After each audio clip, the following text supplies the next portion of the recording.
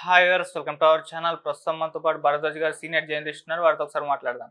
Sir నమస్కారం. Sir నమస్తే. Sir Balakrishna గారు అండ్ బాబీ గారు వీళ్ళ కాంబినేషన్ లో వస్తున్న మూవీకి సంబంధించిన టైటిల్ టీజర్ ని రిలీజ్ చేశారు sir. So title Daaku Maharaj అని పెట్టేశారు. ఈ సంక్రాంతికి కూడా రిలీజ్ అవుతుంది.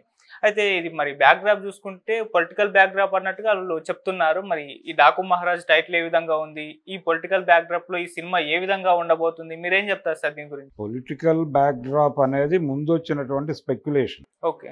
దాంతోపాటు ఈ సినిమాకి 3 టైటిల్స్ సర్క్యులేట్ అయినాయి జనంలో.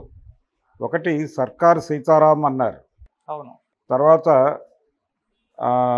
ఊరమాస్ అన్నారు, తర్వాత ఫైనల్గా ఇది కూడా ప్రచారంలో ఉన్న టైటిలే డాకు మహారాజ్ అని పెట్టే అవకాశం ఉంది అనేది కూడా జనంలో ఉన్నదే. ఫైనల్గా ఈరోజు కన్ఫర్మ్ చేశారు. కన్ఫర్మ్ చేసి డాకు మహారాజ్ అనేది టైటిల్. డాకు మహారాజ్ అనే టైటిల్, చంబల్ వ్యాలీ నేపథ్యము అవన్నీ చూపించారు టీజర్లో. అంటే ఈ చంబల్ వ్యాలీ నేపథ్యము అనగానే చాలామంది మనసుల్లో మాన్సింగ్ మెదిలాడు. ఎవరి మాన్సింగ్ అంటే 30వ దశకం నుంచి 50వ దశకం వరకు చంబల్ వ్యాలీలో దొంగతనాలు చేసినటువంటి ఒక దొంగ. 30వ దశకం నుంచి 50వ దశకం వరకు చంబల్ వ్యాలీలో దొంగతనాలు చేసినటువంటి ఒక దొంగ. అయితే ఆయనకి ఒక రాబిన్ హుడ్ ఇమేజ్ ఉండేది. రాబిన్ హుడ్ ఇమేజ్ అంటే ఆయన పెద్దల్ని కొట్టి పేదలకి పెడతాడు అనేటువంటి ఒక ఇమేజ్ ఉండేది. ఆ ఇమేజ్తో కూడిన మాన్సింగ్ని ఒక వేడుకలో ఆయన మైక్ తీసుకుని మాట్లాడుతుండగా ఒక ప్రభుత్వాధికారి చూశాడు అప్పట్లో. ఇప్పుడు 52లో ఇన్సిడెంట్ ఇది. చూసి ఆయన ఆశ్చర్యపోయాడు. అంటే మాన్సింగ్ గురించి నేను రకరకాల కథలు విన్నాను, కానీ ఇంత సెన్సిబుల్గా మాట్లాడతాడు ఈ మనిషి అని అనుకోలేదు అని ఒక ప్రభుత్వాధికారి వాంగ్మూలంగా ఇచ్చాడు. ఆ అధికారి కూడా తెలుగువాడే కాబట్టి సుబ్బారావు ఆయన పేరు. ఇలా మాన్సింగ్ మీద ఒక ఇమేజ్ ఉంది. ఆయన మీద చాలా సినిమాలు వచ్చినాయి హిందీలో. ఈ సినిమాలో మాన్సింగ్ ఛాయల్లో నడిచేటువంటి ఒక క్యారెక్టర్ ఏదో బాలకృష్ణ చేయబోతున్నాడు అనేది ఒక స్పెక్యులేషన్ అయి ఉండొచ్చు కూడా. రెండోది, ప్రస్తుతం ప్రతి సబ్జెక్టుని యూనివర్సల్ అప్పీల్ ఉండేలాగా చూసుకుంటున్నారు మార్కెట్ అవసరాల రీత్యా. అందుకని వీళ్ళకి అది ఉపయోగపడుతుంది అని అనుకున్నారు. ఏది? ఈ మాన్సింగ్ తరహా కథ. రెండోది, ఇప్పుడు 2 కథల్ని ఒకే టైం లైన్లో నడపటం అనేది ఒక టెక్నిక్ నడుస్తోంది. ఆ టెక్నిక్ ప్రకారం ఈ కథలో ఒక బ్లాక్గా ఉండబోతోంది అనేది అర్థమవుతుంది మనకి. ఈ బ్లాక్తో పాటు ఇంకా చాలా కథ ఉంటుంది. ఆ కథలో పొలిటికల్ ఎన్విరాన్మెంట్ ఉండొచ్చు. ఈ పొలిటికల్ ఎన్విరాన్మెంటు, అలాగే అడవుల్లో జరుగుతున్నటువంటి దారుణాలు, వీటన్నిటినీ కలుపుతారు సినిమాలో.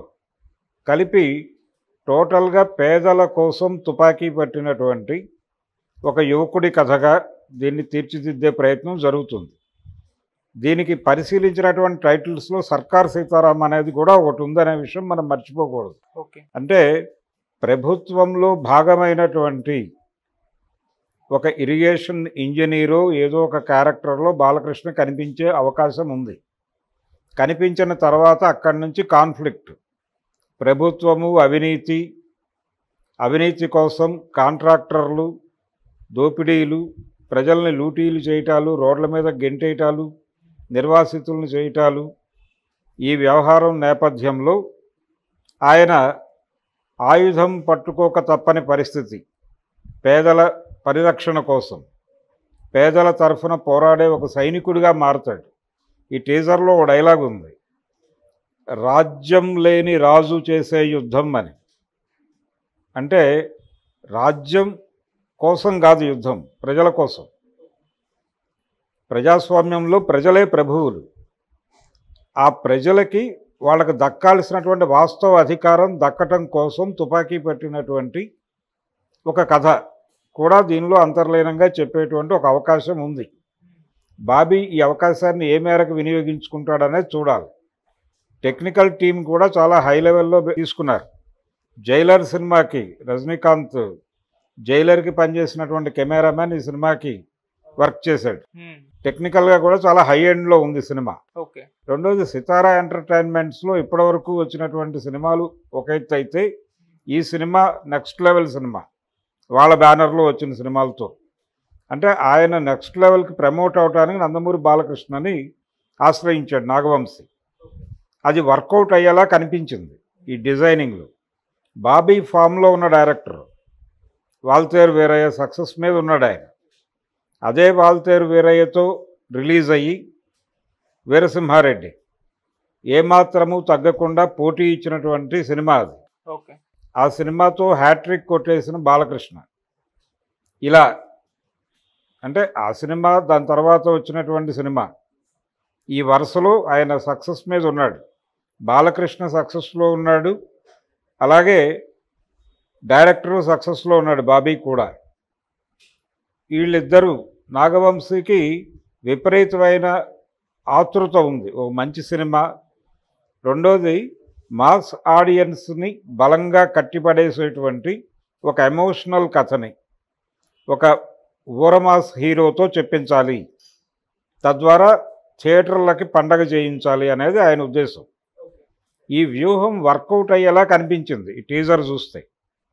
ఇది బాలకృష్ణ గారికి 109వ సినిమా.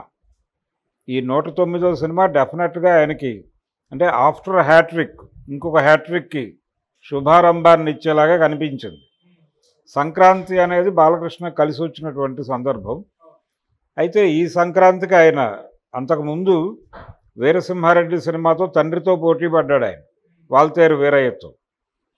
ఈసారి సంక్రాంతికి కొడుకుతో పోటీ పడుతున్నాడు రామ్ చరణ్తో. గేమ్ చేంజర్ సినిమాతో ఆయన వస్తున్నాడు.